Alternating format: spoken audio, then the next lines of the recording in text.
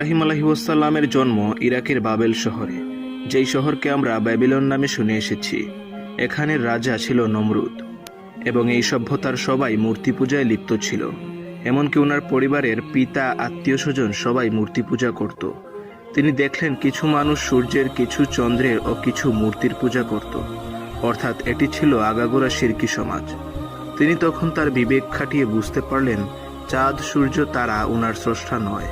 নিশ্চয়ই এগুলো একজন স্রষ্টা নিয়ন্ত্রণ করেন, এবং ওনার হুকুম ছাড়া গাছের একটি পাতাও নড়ে না। যদিও আমি সেই স্রষ্টাকে দেখতে পাই না, কিন্তু আমি ওনার কাছেই নিজেকে সমর্পণ করলাম। উনিই আমার রব। এভাবেই তিনি মহাসত্যের সন্ধান পান।